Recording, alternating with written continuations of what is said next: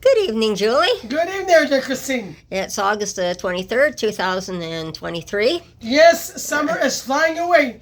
And I'm still recuperating after the fair on Saturday there. It's Good, you had a good time, at least. Well, 5 children took a lot out of a 70-year-old here, so I'm still... For sure. And I'm tired, and I'm aching from head to foot right now still. Well, 11 in the morning till close to 12 at night. Yes. That was a long day for you guys. Oh, it sure was. But what a great day, and I'm so glad that I had the chance to make those memories with my grandchildren.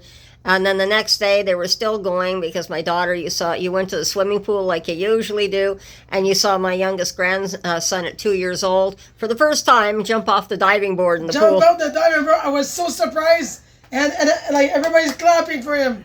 So that was a great day for me too. Oh, so everybody in the pool was clapping when they saw him jump off the board? Yeah, everybody. And they were looking at him. So it was a great day for everybody, yes. And it's wonderful because this is what you're learning, what a community is and what a family is.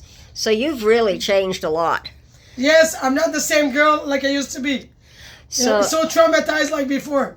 By the way, I'm pulling through a lot, yes. So today I want to talk about something that we've been talking about, the affordable housing and the definitely the supportive housing. We've mentioned that, but I want to see how you're doing. After 20 years, you've been looking for a long, long time for housing. You go to all the different places. I know you made up a list of at least 10 places you've tried to get you housing help of some sort.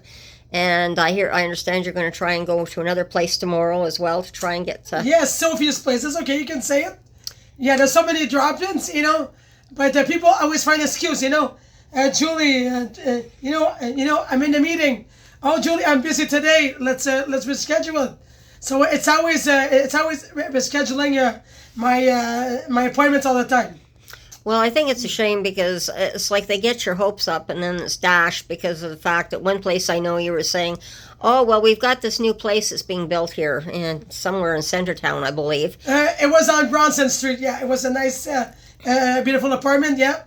Well, they said that this building was being built and then they had your hopes up that they were going to be able to get you in when this affordable housing was going to be built. Yes, and that Diane, the worker at Bronson Center, I'll say her name. And like you say, she was putting me, like so high, and after 3-4 months, she said, "Oh, sorry, Julie, I'm always busy. It's gonna take time." But they haven't even told you when this building is supposed to be finished. Not at all. They're making up stories. Is it real or what? So I'm really tired of their story. So they can't. They kind of leave you on a cliffhanger. Always on a cliffhanger. Always, And I'm tired of getting played, in friggin' Ottawa. And I know, because I know you've been trying. You're not just... I'm a go-getter.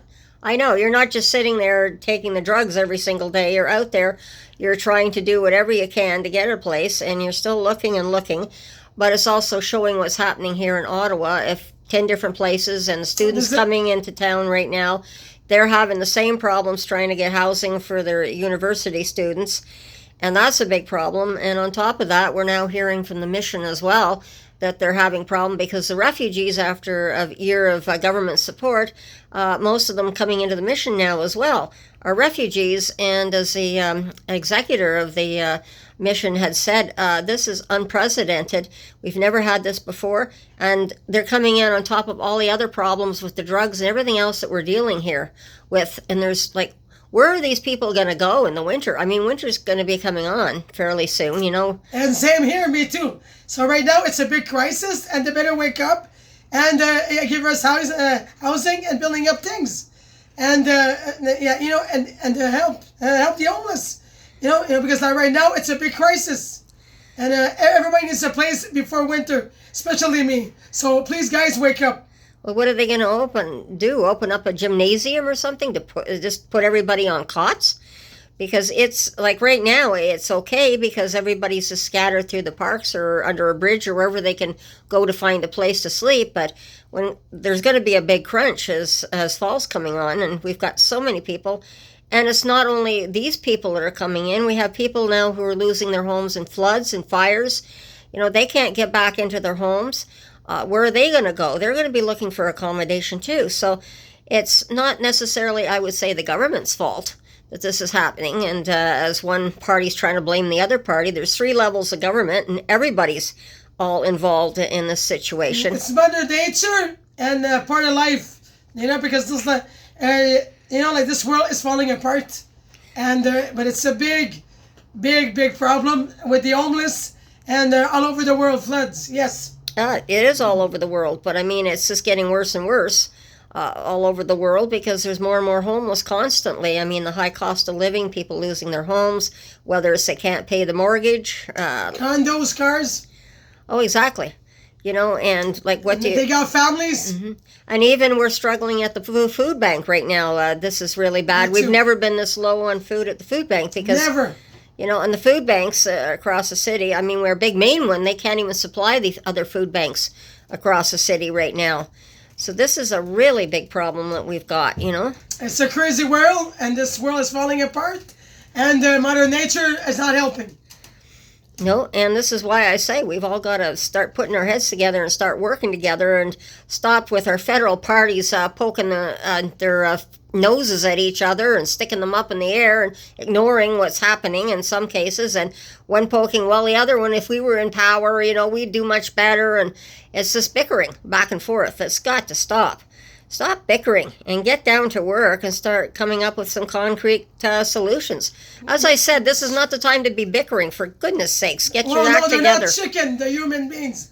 So please, if you're not bickering, well, just go to the farm. But right now, it's not a joke for Canada and all over the world.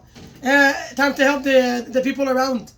So I don't know how much worse it's going to get before fall starts hitting and it gets cold, and we're going to start to see all these people coming in from all corners of the city for sure. Definitely, because like I said, they're out now in the parks, under the bridge, wherever they can find a place to crash, and it's really getting scary because it's coming. And how many of these people are we going to freeze to death in the middle of winter if we can't get places for them? It's going to be more deaths and more, like more drugs, more overdose, and they're going to freeze outside. Well, the only thing I can see right now is maybe what the government, since some of our government buildings are empty right now, is maybe the governments should come together and use those buildings at least to keep people warm with some kind of warming centers or something, or putting up cots or mats on the floor at least At the least winter. community center. Because Yes, they they're should open. be stepping up with those federal buildings. I mean, as taxpayers, I think that would be a very good thing to use those empty buildings for right now. They have to keep them going anyhow. Why not just house them for at least this winter and try and start coming up with some solutions? So, Exactly. Or motels. Maybe the cheap motels around. Take the families. the motels are full. I mean, even when on December the 8th, 2022, when I had that interview with the three people from the community association and the city and the board of directors, well, he was in the hotel business, and he's discussed it. They want the customers in there, the real paying customers. They want them out of the motels. And he made it quite clear at that time that he wanted to get out of the shelter business as well. They just wanted to start to build affordable housing at that time. So we're in a real crunch right now. Crisis, crunch. Oh, yes.